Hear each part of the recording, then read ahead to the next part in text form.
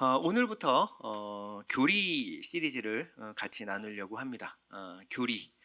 어, 침례교 다니시는 분들이 교리를 좀 별로 무시하는 경향이 좀 있습니다. 그러나 저기 이번 선교 갔다 오신 분들은 알겠지만 교리와 교의가 있죠. 교의는 교회의 전통입니다. 전통은 여러분 별로 그렇게 중요한 거 아닙니다. 뭐 믿고 안 믿고 별로 중요하지가 않아요. 그래서 전통은 시대에 따라서 문화에 따라서 바뀔 수가 있습니다. 그러나 교리는 바뀌어서는 안 됩니다. 자, 교리는 뭐냐면요, 성경을 어떻게 바라보고 어떻게 이해하고 어떻게 믿는가, 이것이 바로 교리예요. 이단과 정통의 차이가 뭐죠? 오래되면 정통이고 최근에 생겼으면 이단인가요? 아니죠. 기존 교회는 다 전통이고, 그리고 새로 생겨나는 교단은 이단일 가능성이 높다. 그렇게 생각하시면 안 됩니다.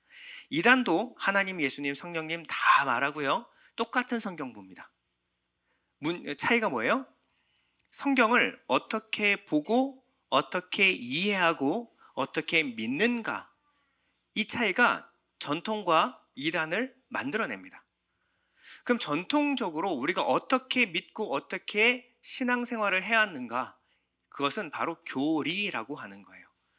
그래서 교리 중에서도 우리가 신앙생활에 가장 필요한 것들을 뽑아서 여러분과 함께 나눠보려고 합니다. 오늘 첫 번째 시간인데요, 구원의 확신에 관한 이야기를 좀 나눠보려고 해요. 기독교인 중에서 구원 받았습니까? 라고 물어보면요, 한 10명에 9명은 네, 구원 받았습니다 라고 얘기를 합니다. 어느 정도 확신하냐면 지금 죽어도 천국 갈 수 있다라고 확신을 해요. 방금 등록한 교인인데 지금 죽어도 천국 갈 수 있다라고 확신하는 분들을 많이 봤습니다. 안타까운 것은요, 이분들이 구원의 확신을 갖고 있는 근거가 뭐냐 물어보면요, 영접기도 했기 때문에 자기는 지금 죽어도 천국 갈 수 있다라고 말합니다. 영접기도가 잘못된 게 아니에요. 나쁜 거 아닙니다. 영접기도 하셔야죠. 예수 믿으면 영접기도 하고 교회 다닙니다. 그런데 구원의 확신을 어디에 두고 있냐면, 내가 영접기도 했으니까 구원받았고 교회 다니니까 구원받았다, 맞을까요? 네, 아닙니다. 네. 구원받은 사람은 영접기도 하고 교회 다니지만 영접기도 하고 교회 다닌다고 구원받은 건 아니에요. 여러분, 여기서부터 헛갈리시면 안 되죠. 무슨 말인지 알겠죠? 그것이 내가 구원받았다라는 증거가 될 수는 없습니다. 특히나 자기의 삶에서 어떤 경건에 대한 열심이라든지 말씀에 대한 어떤 간절함, 그리고 그리스도 중심적인 삶이 전혀 이 지표가 드러나고 있지 않음에도 불구하고 구원을 강하게 확신하는 사람들을 보면 저는 굉장히 당황스럽고 염려가 됩니다. 또 반대로 구원의 확신을 얻지 못하는 분들도 굉장히 많아요. 오랜 시간 동안 구원에 대한 확신을 갈구해 왔지만 어느 순간에도 내가 그럼 어느 정도 성경을 읽고 내가 어느 정도 그리스도 중심적인 삶을 얼만큼 살아야 나는 구원을 확신할 수 있는가, 그래서 결국 구원의 확신에 못 미치는 분들도 많습니다. 그래서 확신 없이 살아가는 분들도 많이 있습니다. 이런 것을 틈타서 들어오는 이단이 있습니다. 이단이 어떤 이단이냐면, 몇 월 며칠 구원을 받았는가 날짜를 물어보기도 해요. 육신의 몸도 태어난 날과 시가 있는데 어떻게 영원한 생명이 태어난 날짜를 모를 수가 있는가, 그거는 구원받은 거 아니다. 그러면 뭔가 확신이 없어지고, 그렇죠? 여러분, 이건 논리의 모순이 있습니다. 여러분들이 태어난 날은 여러분 다 아시죠? 근데 그게 여러분들이 알게 된 거예요? 주변에서 말해준 거예요? 그렇죠? 태어난 사람이 내가 맨날 몇 시에 태어났다라고 아는 사람은 없습니다. 태어나고 지나고 보니까 오늘은 네 생일이야 라고 해서 그날을 기념해 준 거죠. 내가 그 날씨를 모른다고 해서 내가 구원 못 받은 건 아닙니다. 이 모든 착각이 다 어디서 오냐면요, 내가 구원의 확신이 있으면 천국 간다. 자, 여기에 대한 오해에서 온 겁니다. 자, 여러분에게 물어보겠습니다. 구원의 확신이 있으면 구원받은 증거가 될 수 있습니까? 난 구원받은 확신이 있어. 그럼 여러분 구원받은 거예요? 아닙니다. 여러분, 성경 어디에도 구원의 확신이 있으면 천국 간다라는 얘기가 없습니다. 없어요. 여러분들은 성경을 근거로 믿으셔야 합니다. 반대로 여러분들이 구원에 대한 확신이 없어요. 그럼 천국 못 갑니까? 그런 얘기도 없어요. 여러분들이 지금 확신을 갖고 있느냐 갖고 있지 않느냐는 여러분 천국과 지옥이 아무런 관계가 없습니다. 자, 예를 들어서 나는 서울대 갈 수 있다라는 확신을 갖고 있어요. 난 서울대야. 태어날 때부터 그냥 유전자로 나는 서울대 학생이야. 그리고 서울대 근처에서 막 기숙하고 살면서 난 서울대 학생이지. 그러면 난 서울대 학생인가요? 어떻게 해야지 서울대 학생이 될 수 있어요?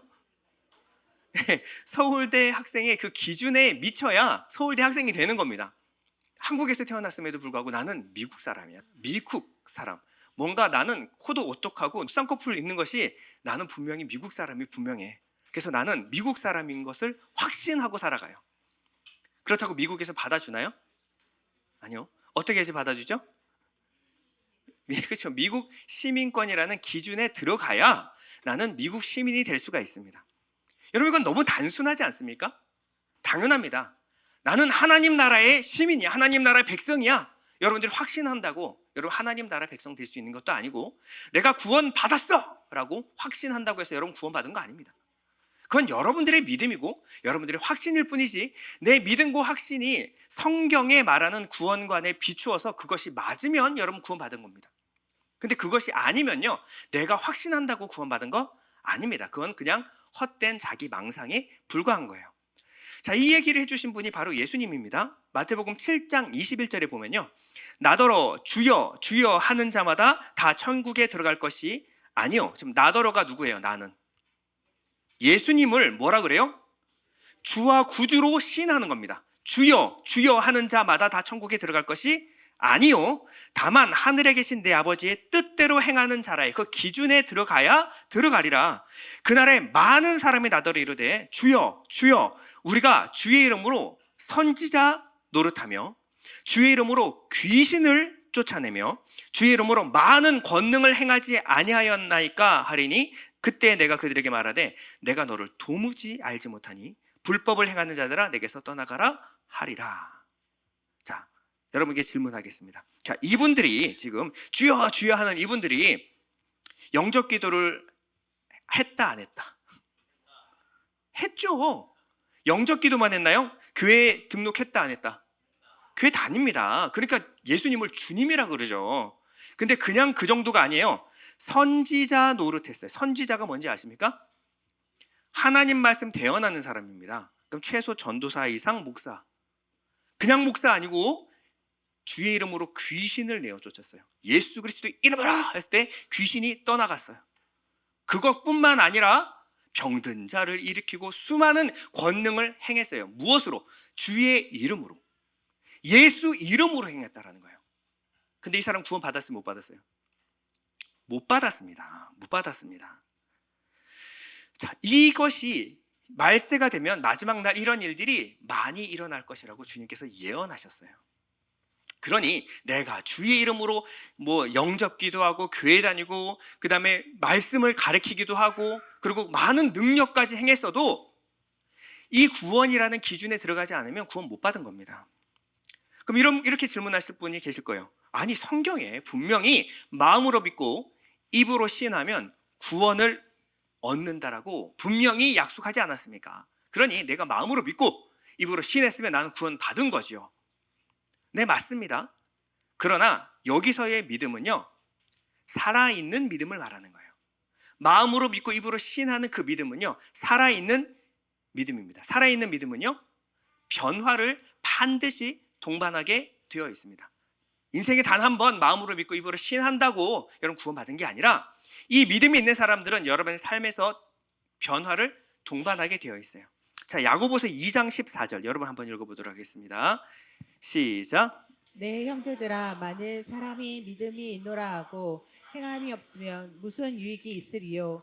그 믿음이 능히 자기를 구원하겠느냐? 네, 이 야고보서의 이 구절은 굉장히 많이 오해된 구절입니다. 왜냐하면 이 행함이 없으면이라는 행함, 이게 우리나라 말로 그냥 이렇게 행하지 않으면 구원 못 받았다, 이렇게 해석이 되기 때문에 그렇습니다. 이거는 원어로 보면 에르곤인데 실제적인 증거가 없으면, 이 믿음이 실제적으로 효력을 나타내지 않으면, 이 믿음을 통하여 하나님과 예수 그리스도의 역사가 드러나지 않으면 이란 얘기예요. 근데 이거를 행함으로 번역해 놓으니까 뭔가 열심히 뭔가를 행해야 될 것 같잖아요. 이 일도 하고 저 일도 하고. 아닙니다. 그 얘기가 아니라 믿음을 가졌어요. 그럼 이 믿음은 반드시 무엇을 동반한다? 이 증거를 동반한다. 효력을 동반한다. 그리고 예수 그리스도와 하나님의 역사가 드러나게 된다. 이러한 역사가 드러나지 않는데 마음으로 그렇게 입으로 시인했다고 구원받았다? 아니라는 거예요. 자, 그래서 야고보서 2장 17절에 이렇게 말합니다. 이와 같이 행함이 없는 믿음은 그 자체가 죽은 것이라. 행함이 뭐라 그랬어요? 실제적인 증거와 효력이 없는 믿음은 죽은 믿음이다. 여러분, 자기 확신은요, 어떠한 변화도 일으키지 못합니다. 오히려 내 눈을 가리고 난 지금 죽어도 천국 갈 수 있어, 이런 헛된 확신과 자기 기만에 빠질 수가 있습니다. 야고보서 2장 19절에 이렇게 이어서 말합니다. 내가 하나님은 한 분이신 줄을 믿느냐? 하나님을 믿어요. 잘하는도다. 귀신들도 믿겠단다. 자, 귀신들 천국 갈까요, 안 갈까요? 하나님을 믿어요. 하나님의 살아계심을 믿습니다. 근데 천국 못 가요. 아, 허탄한 사람아, 이 증거가 없는, 효력이 없는 믿음이 헛것인 줄을 알고자 하느냐? 자, 야고보서는 이렇게 말하고 있죠. 오늘 본문은 뭐라고 그랬어요? 하나님의 아들을 믿는 자는 자기 안에 무엇이 있다? 증거가 있다. 효력이 있다. 하나님이 드러나는 역사가 있다. 하나님의 아들을 믿으면 구원을 받습니다. 근데 이 믿음은요, 반드시 내 안에 증거가 있다. 이것을 부인하면 하나님을 거짓말하는 것으로 만든다라고 본문은 말하고 있어요. 자, 여러분들에게 100만 원이 있어요. 손에 100만 원이 있어요. 옆에 사람이 물어봅니다. 여러분의 손에 100만 원이 있음을 믿으십니까? 이상한 질문이에요. 아니, 100만 원이 있으면 그냥 있다고 말하면 되지. 이건 확신의 문제가 아닙니다. 가졌느냐? 가지지 않았느냐예요. 가졌으면 나는 있습니다. 그러면 되는 거예요. 뭐 그걸 막 마음을 뜨겁게 할 필요가 없어요. 예수 그리스도의 구원이 내 마음 가운데 임했어요. 그럼 어떻게 해요? 나는 구원 받았습니다 말하면 돼요. 근데 구원이 확실치 않으니까 어떻게 해요? 받았은 줄 믿습니다. 이런 확신 강화는요, 오히려 우리의 눈을 가릴 수가 있다는 거예요. 구원의 확신은요, 구원을 이미 받았고 그 증거가 내 삶을 통하여 드러나고 있기 때문에, 그래서 내가 확신하는 겁니다. 내가 구원 받았습니다라고 고백하는 거예요. 그래서 마음으로 믿고 입으로 시인하게 되는 것은 내 확신이 아니라 하나님이 나를 구원해 주셨다는 증거와 효력을 내가 경험하였기 때문에 내가 입으로 시인하는 겁니다. 마음으로 믿고 입으로 시인하게 되는 거예요. 다시 한번 보겠습니다. 요한일서 5장 10절. 아들을 믿는 자는 자기 안에 뭐가 있다? 증거가 있다. 증거가 있다. 그럼 이 증거가 뭘까요? 자, 오늘 우리는 구원의 확신에 관한 이야기를 나누고 있습니다. 그럼 구원받은 증거가 있어야 되겠죠. 구원받은 증거. 자, 그러면 구원이 뭐죠? 자, 원론적으로 들어가서 구원이 뭔지를 알아야, 그럼 내 안에 이 구원의 증거가 드러날 거 아닙니까? 구원이 뭔지 모르는데 내가 구원받았다고 외쳐봤자 아무 소용없는 거 아닙니까? 그럼 구원이 뭐죠? 구원? 지금 죽어도 천국 간다는 확신입니까? 아니죠. 자, 천국 가는 게 구원입니까? 우리가 여기서부터 오해하고 있는 거예요. 자, 이슬람교의 경전은 행위를 굉장히 많이 강조합니다. 그래서 오른쪽 어깨 위에는 라킵이라는 천사가 있고 왼쪽의 어깨 위에는 아티드라는 천사가 있어서 선한 행위는 라킵이라는 천사가 다 기록을 해요. 악한 행위는 아티드라는 천사가 열심히 기록을 합니다. 그리고 저울에 딱 달았을 때 선한 행위가 악한 행위보다 많으면 구원을 받아요. 구원을 받으면 천국에 갑니다. 이 천국은 잔나라는 곳인데 우리가 생각하는 천국과 전혀 다릅니다. 잔나는 이 술이 흐르는 강가에 앉아서 풍족한 음식을 먹으면서 72명의 미녀들과 함께 살아가는 곳이에요. 여러분, 이게 구원받으면 내가 지금 죽어도 천국 갈 때 그 천국이 아니잖아요. 이게 구원입니까? 우리가 생각하는 구원이에요? 아니죠. 아니죠. 자, 그럼 불교는 구원을 뭐라고 말합니까? 불교는 사성제라는 게 있어요. 사성제. 고진멸도, 교가 불교의 교리입니다. 인간은 모두 불행이라는 고통 가운데 살아가고 있다. 이게 고예요. 그 원인이 뭐냐? 집착이라는 겁니다. 그럼 이 집착으로 벗어나는 것을 멸한다. 멸이라고 하는데, 그러기 위해서 우리가 필요한 것이 도라는 거예요. 도를 깨우치다. 그래서 고집멸도. 고통의 원인은 집착에서 벗어나는 도를 깨닫는다. 그래서 열심히 깨달아서 결국 그 깨달은 자는 열반에 이른다. 고통을 초월하는 열반에 이른다. 이것이 바로 불교의 구원이에요. 그럼 만약에 이 집착에서 벗어나서 이 도를 깨달았으면 이 사람은 구원받았다라고 말하는 거예요. 자, 그러면 유교에서는 뭐라 그럴까요? 유교는 극기복례. 이게 그들의 교리입니다. 극기복례는요, 인간의 불행의 원인이 뭐냐면 내 자아가 굉장히 욕심에 찌들어서 나밖에 몰라요. 나밖에. 그래서 이 이기적인 자아를 극복한다. 극기. 그리고 어디로 돌아가느냐? 자연의 원리와 일륜으로 돌아가서 이 질서에, 일륜에 맞게 살아가는 인간이 되면 구원받았다. 이게 유교의 구원관입니다. 자, 그러면요, 기독교의 구원은요, 많은 분들이요, 당황스럽게도 구원받았다라고 하는 분 중에 구원이 뭡니까? 라고 물어보면요, 대답하시는 분들이 거의 없어요. 자, 기독교의 구원이 뭐죠? 기독교는 한마디로 하나님과의 관계 회복입니다. 이게 기독교가 말하는 구원이에요. 하나님 안에 살아갈 때 우리는 가장 행복한데, 죄로 인해서 하나님과의 관계가 끊어졌습니다.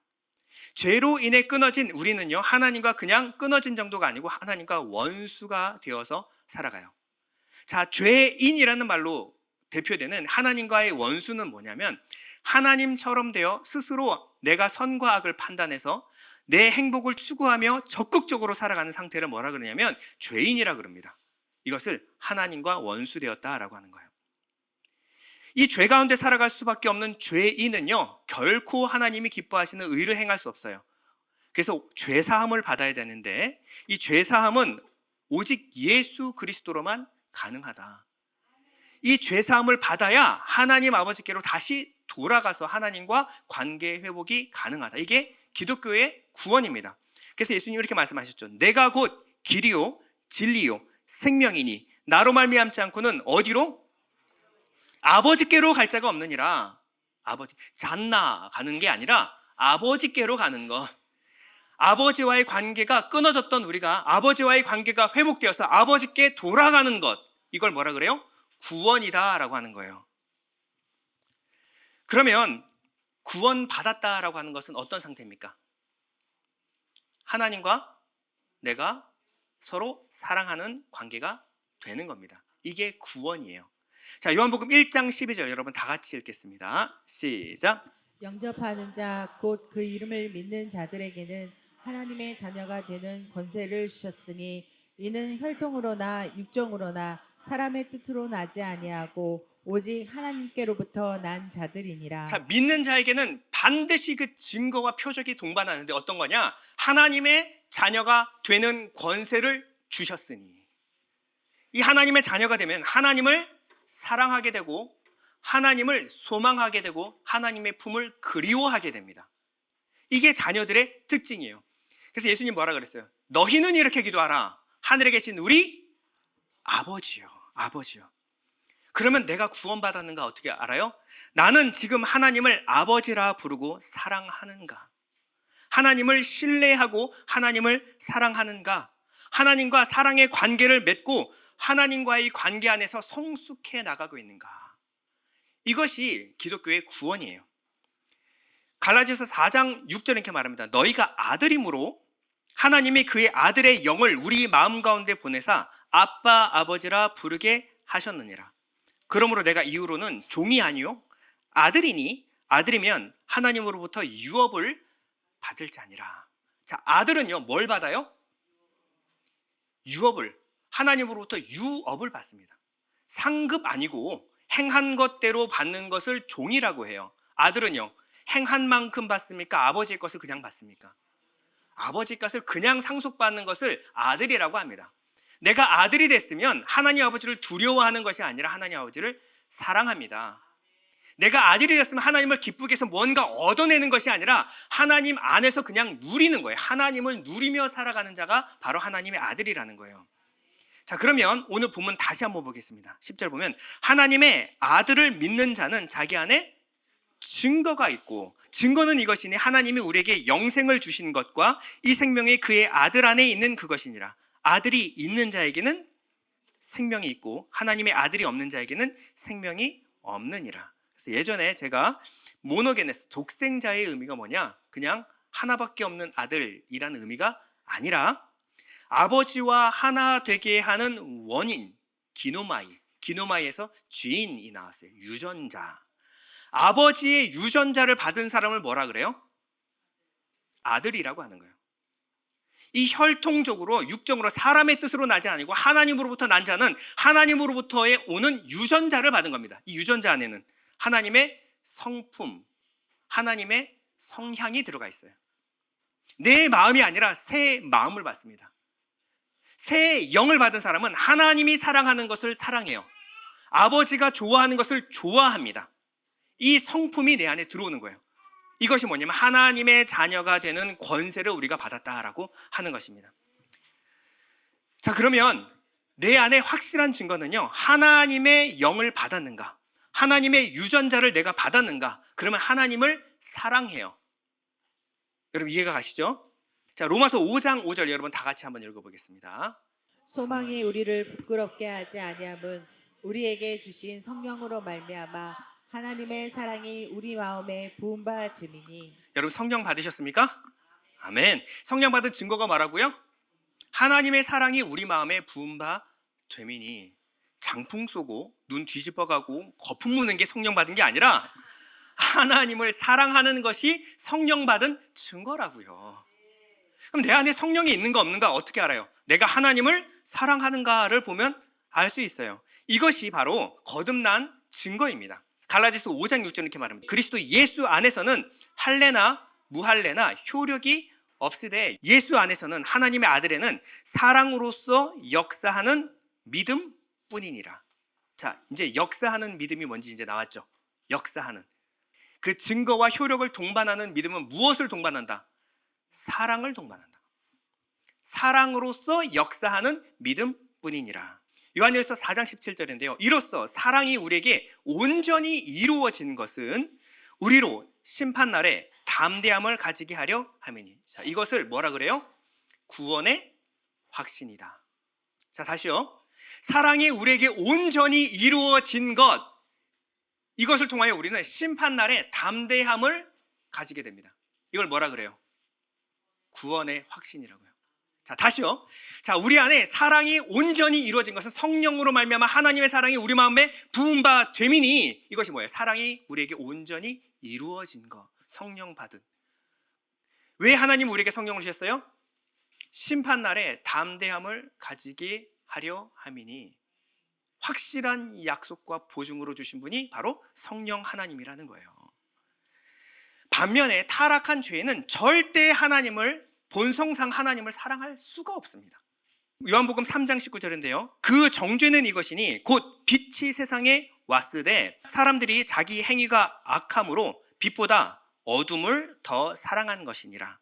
악을 행하는 자마다 빛을 미워하여 빛으로 오지 아니하나니 이는 그 행위가 드러날까 하며. 거듭나지 않은 죄인들의 특징이 뭐냐면 하나님보다 어둠을, 세상을 더 사랑해요. 나아가서 하나님을 미워합니다. 예수 그리스도를 증거하고 예수 그리스도의 복음을 증거할 때 미워해요. 듣기 싫어합니다. 이게 죄인들의 본성이에요. 예수 듣는 거 싫어요. 말씀 듣는 거 싫어요. 이게 죄인들의 본성이라는 거예요. 그러면 여러분들은 거듭난 후로 일어날 변화가 뭡니까? 나 거듭났다. 변화가 뭐나? 하나님을 사랑한다. 어떻게 사랑하는 건데요? 어떻게 사랑하는 거예요? 빛을 사랑하는 겁니다. 에베소서 5장 8절입니다. 너희가 전에는 어둠이더니 이제는 주 안에서 빛이라. 빛의 자녀들처럼 행하라. 행하라. 우리가 지금 누리고 있는 예배는 단순히 예배가 아니에요. 하나님을 높이고 하나님이 하신 일을 배우고 하나님이 하신 일을 찬양하는 일입니다. 예수 그리스도를 통하여 하나님은 자신을 계시하셨어요. 하나님을 사랑하면 예수를 사랑할 수밖에 없습니다. 예수를 사랑하지 않는 자는 하나님을 사랑할 수가 없어요. 눈에 보이지 않는 하나님이 말씀을 잊고 이 땅 가운데 오신 분이 예수 그리스도예요. 어떻게 하나님을 사랑합니까? 예수를 배우고 예수를 깨닫고 예수를 믿고 예수를 누리는 거예요. 이것이 빛을 사랑하는 겁니다. 자, 그러면 여러분들이 예수 믿기 전과 후가 같을까요? 안 같을까요? 당연히 다르죠. 비교할 수 없을 정도로 다릅니다. 그 전에는 어둠인데 지금은 빛이에요. 빛과 어둠이 헛갈려요? 네, 섞일 수가 없어요. 그런데 우리에게 헛갈리는 이유가 무엇이냐? 자, 거듭난 지 얼마 되지 않은 사람들은요, 빛인데 요만큼 빛이 내 마음 가운데 왔어요. 사람들이 봤을 때는 빛인지 어둠인지 알 수가 없어요. 근데 본인은 알아요. 자, 어떻게 알아요? 예전에는 어둠을 사랑하던 어둠이었어요. 어둠인데 적극적으로 어둠을 더 사랑해요. 나는 태어날 때부터 죄인인데 죄를 사랑해요. 그래서 죄인들의 성향과 딱 맞아. 안 가르쳐줘도 어쩜 그렇게 잘 찾아가는지 그냥 찾아서 인터넷으로 검색해서 찾아가서 죄를 져요. 왜요? 죄를 사랑해요. 돈만 있으면 내가 더 죄를 지을 텐데 돈과 능력이 없어서 죄를 못 져. 너무 답답하고 돈이 좀 벌어야 되겠어. 돈 버는 목적이 죄 지으려고. 이게 어둠을 사랑하는 어둠이에요. 근데 빛을 사랑하는 어둠이 있어요. 거듭났는데 아직 빛이 잘 뭔지 몰라요. 근데 어둠이 싫어져. 왜? 하나님의 유전자를 받았거든요. 점점점 어둠이 싫어지고 점점 빛을 사랑하게 돼요. 근데 이 변화가 겉으로 봤을 때는 별로 차이가 없어요. 그런데 이 안에 일어나는 변화를 나는 감지해냅니다. 점점점 어둠에서 마음이 떼서 빛을 사랑하게 되어 있어요. 아직은 잘 모르겠고, 아직은 목사님 말씀하시는 게 뭔지도 모르겠고, 말씀을 들으면 무슨 말인지 모르겠고, 그런데 왠지 찬양을 하면 눈물이 왈칵 쏟아져요. 뭐가 일어난 거예요? 내 마음 가운데 변화가 일어난 거예요. 조금씩 알아갈수록 찬양과 기도의 감격이 더해갈 겁니다. 이게 빛을 사랑하는 어둠이라는 거예요. 이것은 지향성입니다. 내가 얼마나 빛인가, 이게 아니라 구원받은 사람은 어두워 보여도 빛을 지향하게 되어 있어요. 그럼 여러분들은 무엇을 소망하고 무엇을 사랑하는가를 보셔야 돼요. 내가 기도는 열심히 하는데 온통 세상 것, 막 돈과 명예와 인기, 인정받고 이런 것들에 대해서 고래고래 거듭나지 못해서 그렇습니다. 근데 거듭나면요, 그런 것들의 기도가 점점점 줄어들고요, 하나님과 하나님의 나라, 그의 의에 대하여 관심을 가지게 돼요. 하나님의 뜻이 무엇입니까? 하나님, 이것이 주시는 하나님의 이 뜻이 무엇이죠? 이것에 관심을 가지기 시작합니다. 내 마음을 행복하게 해주는 것이 아니라 하나님을 행복하게 하고 하나님을 기쁘시게 해드리는 것에 조금씩 마음이 뜨거워지기 시작합니다. 자, 내가 무엇을 소망하는가, 내가 무엇을 사랑하고 있는가는요, 그 신앙의 그 사람의 색깔을 결정해요. 내가 무엇을 사랑하고 무엇을 소망하는가는 내 신앙의 냄새를 결정합니다. 남자들은 잘 몰라요. 남자들은 딱 봐가지고 옷 잘 차려입고 말도 잘하고 그러면요, 오, 저 사람 성공했네, 잘 나가나 봐. 여자한테 물어봐야 돼요. 여자한테 물어보면요, 딱 이 말이에요. 저희 사모는 여기에 기가 막힌 감각을 갖고 있습니다. 왜냐면 우리 장인어른이 부도를 하도 많이 받으셔가지고 사기꾼 냄새만 맡아도 딱 알아요. 저 사람 사기꾼이야. 거짓말이야, 거짓말. 틀림없습니다. 틀림없어요. 어떻게 알아요? 말에는 별로 문제 없어요. 옷 입고 잘 입고 다닙니다. 잘 웃고 다녀요. 그런데 뭔가 그 사람한테 어떤 냄새가 나요. 어떤 색깔이 있어요. 뭐예요? 사기꾼. 이 사람이 무엇을 사랑하는지, 나한테 뭘 바라는지는 여러분 그냥 겉으로만 봐서는 몰라요. 그런데 잘 그 사람과 같이 지내다 보면 냄새가 납니다. 짙은 돈 냄새, 짙은 사람 냄새가 나요. 사기꾼의 냄새가 나요. 안 믿는 겁니다, 이 사람은. 근데 지내다 보면 이 사람한테서 차츰 예수 냄새가 나요. 이 사람이 점점 성품이 예전에 그 사람이 아니고 다른 성품으로 변화가 되고 있어요. 누가 감지할까요? 주변 가족들이 감지를 합니다. 주변 가족들이. 여기서는 그렇게 예수 예수 해도요, 집에 가서 내가 정말 주님을 사랑하는가 사랑하지 않는가는요, 여러분들의 진짜 일반 생활을 보면 알아요.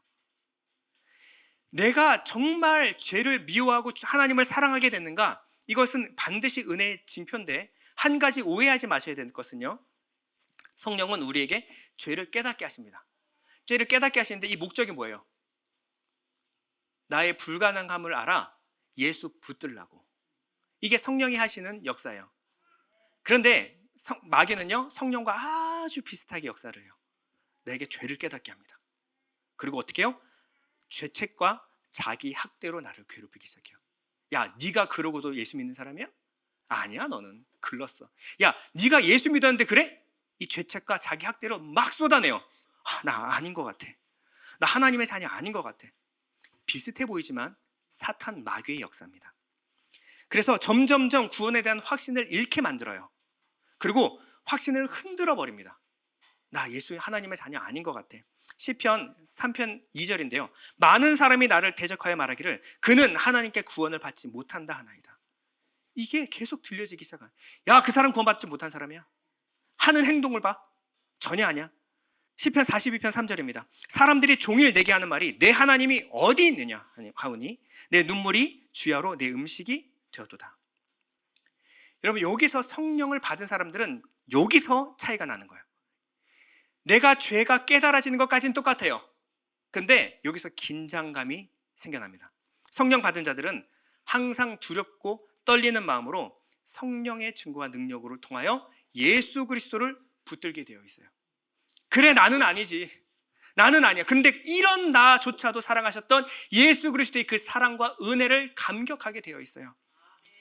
빌립보서 2장 12절은요. 그러므로 나의 사랑하는 자들아, 너희가 나 있을 때뿐만 아니라 더욱 지금 나 없을 때에도 항상 복종하여 두렵고 떨림으로 너희 구원을 이루라.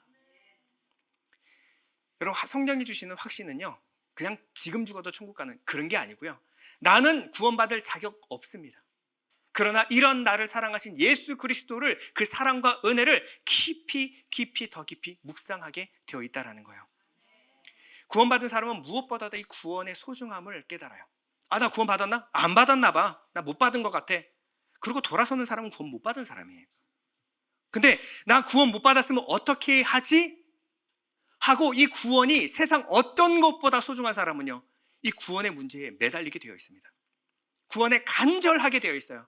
이러한 증거들은요, 이 구원이 문제가 내 인생에서 가장 중요한 것임을 알아 내가 예수를 배우고 예수께서 내게 행하신 일이 내 안에 증거로 드러나기 전까지는 내 마음은 안심할 수 없습니다. 이 사람은 뭐예요? 성령 받은 사람이에요. 성령 받은 사람. 바울은 이렇게 말합니다. 로마서 8장 38절인데요. 내가 확신하노니, 구원의 확신은 여기서 오는 거예요. 사망이나 생명이나 천사들이나 구원세자들이나 현재이나 장래이나 능력이나 높음이나 기쁨이나 다른 어떠한 피조물이라도 우리 주 그리스도 예수 안에 있는 하나님의 사랑에서 끊을 수 없으리라. 여기에 결론에 도달하는 사람이 바로 구원받은 사람이라는 거예요. 죄책, 자책, 우울 찾아오죠. 근데 예수께로 달려가십시오. 그리고 예수를 발견해서 예수를 붙드는 사람이 구원받은 사람입니다. 성령은 내 안에서 자기 체면, 자기 확신을 불어일으키는 사람이 아니고 예수와 예수께서 하신 일을 붙들게 만드는 거예요. 이게 여기서 구원의 확신이 터져 나오는 것입니다. 히브리서 10장 22절은 이렇게 말합니다. 그러니 우리는 확고한 믿음을 가지고 참된 마음으로 하나님께 나아갑시다. 우리는 마음에다가 예수 피를 뿌려서 죄책감에서 벗어나고 맑은 물로 몸을 깨끗이 씻었습니다. 그럼 내 믿음과 소망의 근거가 내 확신에 있는 것이 아니라 예수께 있다라는 것을 아는 사람은 내 확신 강화하려는 데 시간을 쓰는 것이 아니라 예수를 알고 믿는 데 시간을 쓰게 되어 있어요. 내 믿음과 소망의 근거가 나의 됨됨이, 내가 얼마나 많은 종교적인 일을 했는가가 아니라 내 안에 계시는 예수 그리스도, 그것이라는 것을 아는 사람들은요, 내 안에 예수의 증거가 발견될 때까지 열심히 예수를 배우는데 열심을 내게 되어 있습니다. 오늘 본문 다시 보겠습니다. 하나님의 아들을 믿는 자는 자기 안에 무엇이 있다? 증거가 있고. 자, 증거가 뭐예요? 이것이니 하나님이 우리에게 영생을 주신 것과 이 생명이 그의 아들 안에 있는 것이니라. 내 안에 근거가 있는 것이 아니라 예수 안에 생명이 있어요. 그래서 이 아들이 있는 자에게는 생명이 있고 하나님의 아들이 없는 자에게는 생명이 없느니라. 아주 정확하죠. 내 안에 예수가 있는가? 내가 예수 사랑하는가? 예수가 하신 일이 내 의가 되었는가? 여러분, 이것을 붙드는 사람은 구원 받습니다. 디모데전서 6장 11절인데요. 다 같이 읽겠습니다. 시작. 오직 너 하나님의 사람아 이것들을 피하고 의와 경건과 믿음과 사랑과 인내와 온유를 따르며 믿음의 선한 싸움을 싸우라. 영생을 취하라. 이를 위하여 내가 부르심을 받았고 많은 증인 앞에서 선한 증언을 하였도다. 오늘 본문에는요, 생명이 그의 아들 안에 있다 그랬어요. 근데 이 생명을 어떻게 하라고 그래요? 영생을 취하라. 취하라. 적극적으로 취하라. 예수 안에 있는 생명을 취하는 일이 뭡니까? 예수를 배우고, 예수를 알고, 예수를 믿고, 예수를 누리면서 살아가는 거예요.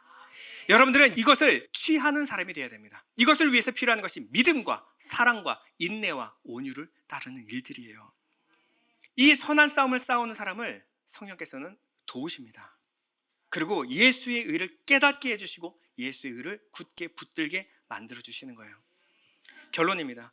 구원의 확신을 얻는 것은 매우 중요한 문제입니다. 매우 중요한 문제예요. 그리고 이 사실 구원의 확신에 관한 문제는요, 교회의 사를 통하여 계속되어 온 일입니다. 그러나 지금은 그 어느 때보다 구원의 확신의 문제가 중요한 시대가 되었어요. 왜 그럴까요? 진리에 내 믿음을 세우는 것이 이제는 사라져 버렸습니다. 지금의 사람들은 어디에 자신의 믿음과 확신을 갖고 있나요? 자기 확신, 내 느낌, 내 경험, 내 생각, 그게 진짜라고 믿어요. 그러니 내 믿음과 확신이 흔들리는 건 뭡니까? 내 기분, 내 확신이 흔들릴 때 흔들릴 수밖에 없는 거예요. 여러분들의 확신을 어디다 세워야 됩니까? 확실한 이해를 따른 성경의 말씀을 따라야 합니다. 성경 말씀에서 예수 그리스도를 통하여 우리에게 어떠한 일이 이루어졌는가, 그리고 그 일이 내 안에 일어나고 있는가, 여러분 이것을 확인해 보셔야 되는 거예요. 요한일서 5장 13절 이렇게 말합니다. 내가 하나님의 아들 이름을 믿는 너에게 이것을 쓰는 것은 너희로 하여금 너에게 영생이 있음을 알게 하려 합니다. 이걸 알게 하려고 뭐 했어요? 요한 1서를 기록했대요. 그럼 어떻게 하면 알 수 있습니까? 읽어야죠. 이것을 알게 하기 위해서 이것을 썼어요. 누구에게 썼냐? 하나님의 아들을 믿는 너희에게 이것을 썼다. 그럼 이것을 읽으면 네 안에 영생이 있음을 알게 될 것이다. 우리 안에 올바른 믿음과 올바른 확신을 갖는 것은 굉장히 중요한 문제입니다. 이게 있을 때 하나님을 사랑하면서 오는 평안과 기쁨을 누리면서 살아갈 수가 있어요. 빌립보서 2장 15절입니다. 여러분은 흠이 없고 순결해져서 구부러지고 뒤틀린 세대 가운데서 하나님의 흠없는 자녀가 되어야 합니다. 그리하면 여러분은 이 세상에서 별처럼 빛날 것입니다. 이 어둠에 잠식되는 것이 아니라 어둠을 뚫고 비추는 빛이 될 수 있다는 거예요. 어떨 때? 여러분들이 이 뒤틀린 세대 가운데서 하나님의 흠없는 자녀가 되기까지 하나님의 말씀을 집중하고 배우고 깨닫고 알아가시길 소원합니다. 여러분들의 근거는 우리에게 주신 은혜, 그 사랑 예수 그리스도예요. 그리고 하나님은 여러분들이 그 구원의 확신 가운데 살아가기를 너무나 원하십니다. 내가 확신을 구할 때 하나님 내 안에 확신을 주십시오. 그 구하고 말씀 앞에 머물러 있는 자들에게 성령께서는 여러분들의 확실한 소망과 믿음 가운데 여러분들의 마음과 생각을 지켜주실 줄로 믿습니다. 우리 잠시 기도하겠습니다.